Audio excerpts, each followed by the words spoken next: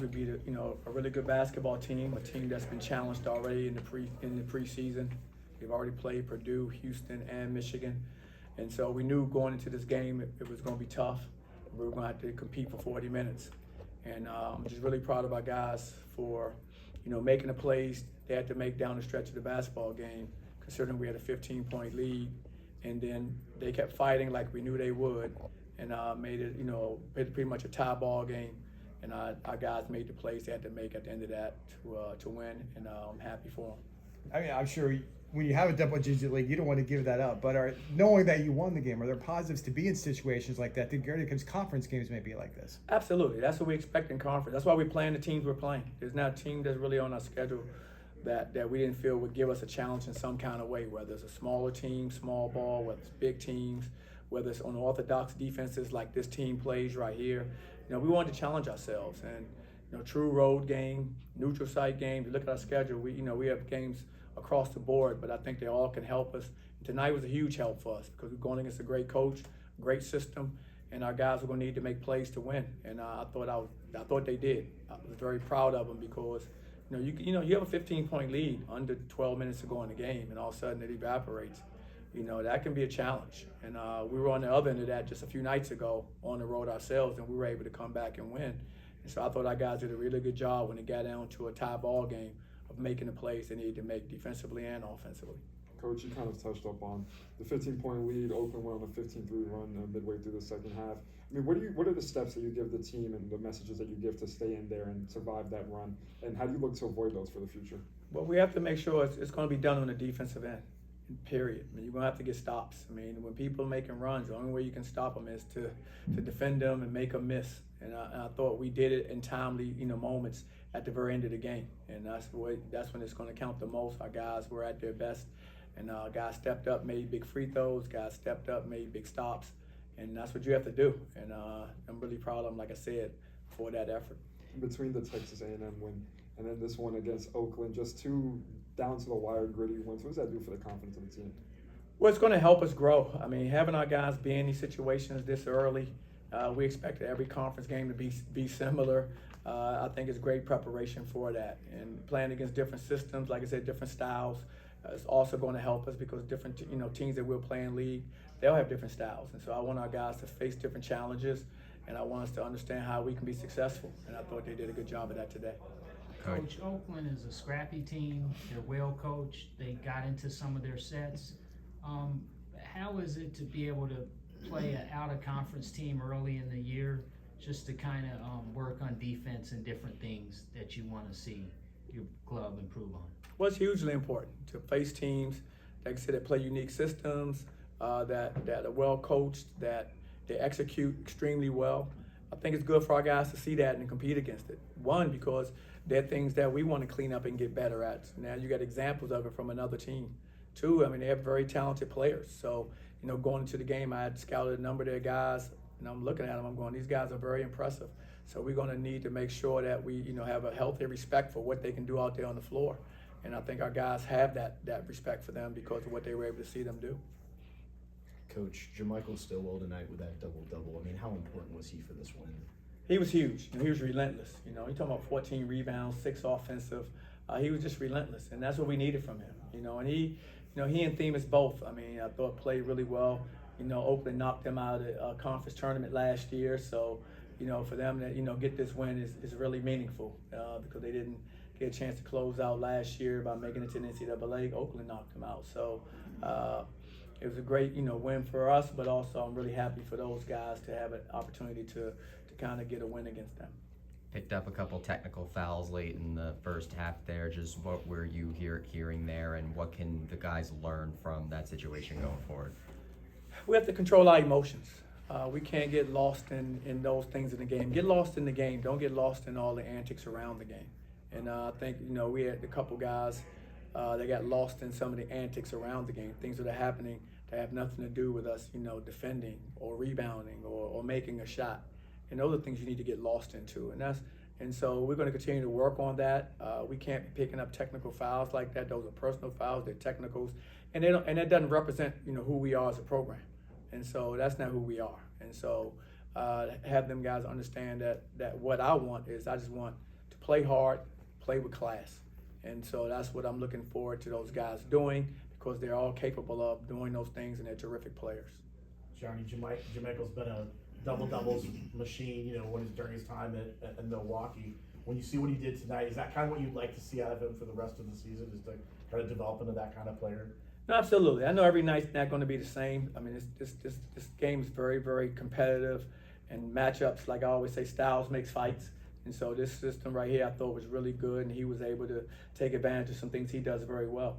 Some other nights he may not get 14 rebounds and 20 points, but he didn't do those things against Texas A&M. But he still helped us win that game as well, but he didn't have the same numbers. So I just want him to go out there and stay relentless, get lost in the fight of what we're doing out there on the court, which he does, and the numbers will just come based on who we're facing. But he always plays, he always has a winner spirit, and that's what I want to see him do every night. Just bring the winning spirit. Your numbers will vary, but just keep on leading and keep on, being all about winning.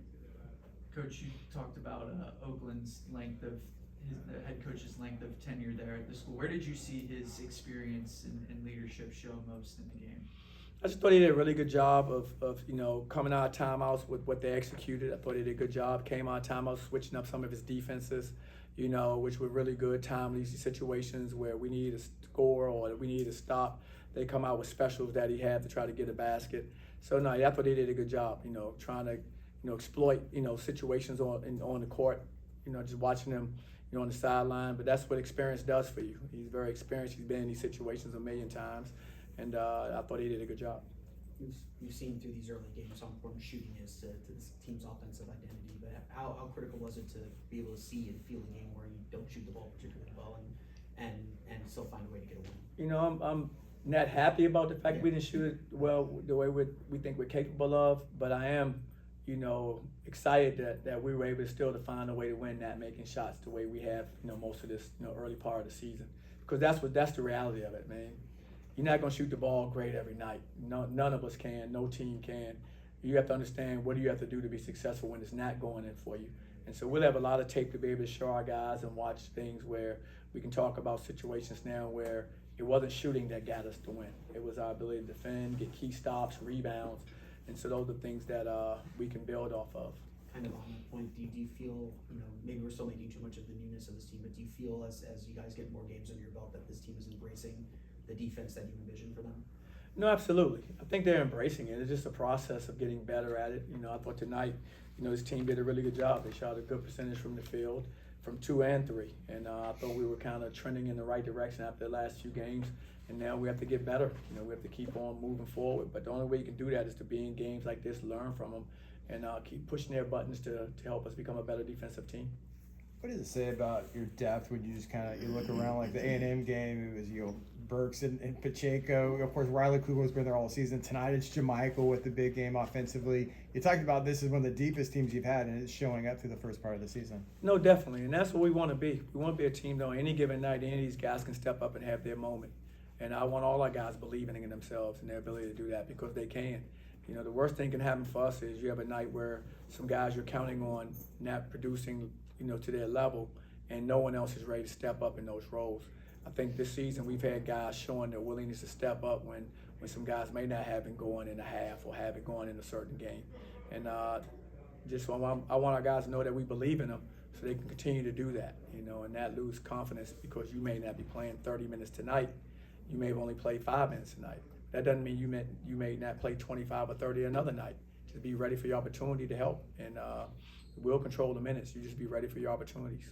Coach, back-to-back wins now. What do you hope the team takes into a neutral site at Daytona and build on these wins? Well, we have to be ready. I haven't seen Pitt play, but I know they're a talented team as well. We just need to take from these games that we've played that it's going 1-0. We're not worried about any game in the past. These games are over. We'll take the lessons we've learned from the games that we've competed against and try to get better the next time we go out in the court. We know we're going to face another tough test, well-coached team again, and we need to make sure our guys understand about getting their rest, and also just, mindset has to be, our mindset needs to be one in which we're focused solely on Pitt and not anything else that's around us. Just focus on what's in front of us and prepare for them. I kind of want to follow up. You've got a win on the road, had some wins at home. Now, what kind of challenge does a neutral site bring? What do you hope the team benefits from? I just hope we benefit. I just hope we benefit from now not having a home crowd, not having maybe a complete away crowd. You know, we know it won't be probably, you know, like it is here, of course. But I think our guys will benefit from just going to another arena, not at home, and competing against a team that's going to be very good. Because, you know, you go to your conference tournament, that's going to be a neutral site. It's going to be a neutral site. So all these things are giving us, you know, like a rehearsal for at the end of the season, you know, these games and these situations. And so that's kind of how we're going to look at it. Coach, you had Vandy get you from the three-point line there. You had Brett White get quite a few three-pointers off, and Brody Robinson there ended up making a few as well. Just what do you think this team needs to do in order to kind of, you know, to defend the three? Have a better awareness on those guys that we talk about, you know, in the scout and that we show on film. Having a better awareness of how they get open, what they're looking to do to get those shots off, and that's where we have to grow. And we will. I mean, some of these guys have never been in some of these positions before, and you guard in a different way. Maybe you played at another college. All these guys have transferred in, so they have different rules, different terminologies for what they're doing from what we do, and so their habits are still forming. You know, habits sometimes takes years, and you have these kids now for 9 months. So you're trying to, you know, keep it as simple as possible by having an understanding of, okay, who are the awareness guys that you really need to make sure you have an eye on, and try to slow them down. And we have to continue to get better in that area. Last question.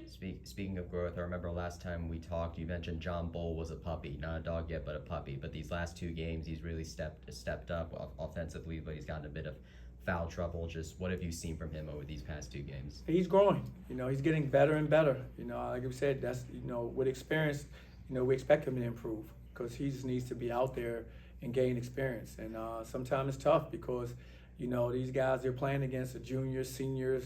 A lot of them been playing a lot of minutes and starting, you know, a large part of their career. And here you go, your first time really getting extended minutes on the court. So they're ahead of you just with that experience. And so now for him, he needs to continue to go out there and just compete and play as hard as he can and learn from each one of these games, you know, offensively and defensively, learn what he can do and how he can be successful. Appreciate it. Thanks a lot. All right, guys. guys, y'all have a good evening. Thanks.